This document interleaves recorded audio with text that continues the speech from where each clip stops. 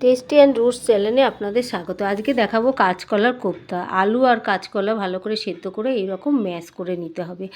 দিয়ে এই ম্যাশ করা কাঁচকলার আলুটাকে কড়াই তেল দিয়ে তার মধ্যে কড়ার মধ্যে দিয়ে দেবো একটু নুন, একটু হলুদ, বাদাম বাটা, একটু অল্প মিষ্টি, সব কিছু দিয়ে ভালো করে নাড়াচাড়া করতে হবে। দেখুন ভালো করে নাড়াচাড়া করে নিয়ে আমি এর মধ্যে ভাজা মশলা, ধনেপাতা, কাঁচা লঙ্কা সব কিছু আমি এটাকে দিয়ে আমি আরও ভালো করে এটাকে নাড়াচাড়া করব। এবারে যাতে একটু টাইট হয় বড়াটা, ওই জন্য আমি একটুখানি বেসন গুঁড়ো এর মধ্যে দিয়ে দিলাম। বেসনটা দিয়ে এটাকে ভালো করে নেড়ে চেড়ে একদম শুকনো শুকনো করে ফেলবো কড়াতে। দেখুন একদম শুকনো শুকনো করে ফেলেছি। এইবারে এইটাকে ভালো করে এর মধ্যে ভালো করে ছড়িয়ে একটু ঠান্ডা করতে দেবো, কেননা না ঠান্ডা হলে বড়াগুলো বেশ গোল গোল মতন টাইট হবে না। সেই জন্য আমি এই নাড়াটাকে ভালো করে নেড়ে নিয়ে আমি এটাকে কী করব, ঠান্ডা করতে দিয়ে দেব।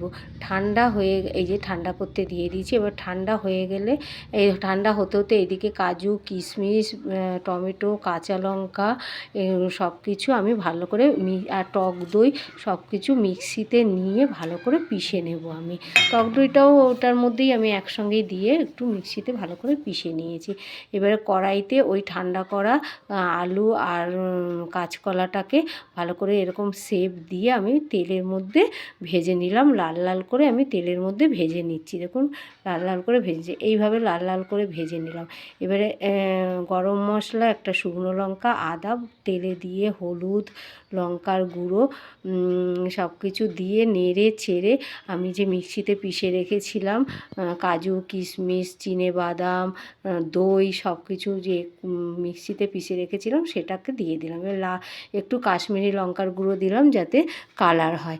দিয়ে এটাকে নাড়তে থাকবো যতক্ষণ, একটু টমেটো সস দিয়ে দিলাম, স্বাদ ভালো হবে। দিয়ে এবার নাড়তে থাকবো যতক্ষণ না তেল ছাড়ছে। দেখুন এবার একটু নুন দিয়ে দিলাম পরিমাণ মতন।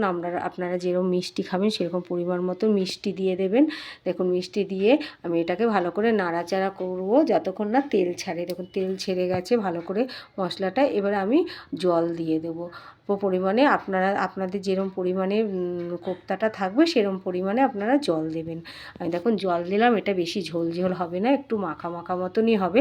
সেই জন্য এই যে দেখুন ফুটে উঠেছে। এবারে আমি কাঁচকলার কোপ্তাগুলো ওর মধ্যে দিয়ে দিচ্ছি। বেশি নাড়াচাড়া করব না, কারণ এগুলো নরম হয়, ভেঙে যাবে। একটু উল্টে পাল্টে ভালো করে ফুটিয়ে নিয়ে এর মধ্যে চিড়ে রাখা কাঁচা লঙ্কা, ধনেপাতা দিলাম। আমি যেহেতু গরম মশলাটা গোটা দিয়েছিলাম তাই আর দিলাম না। এইভাবে করব কাজ।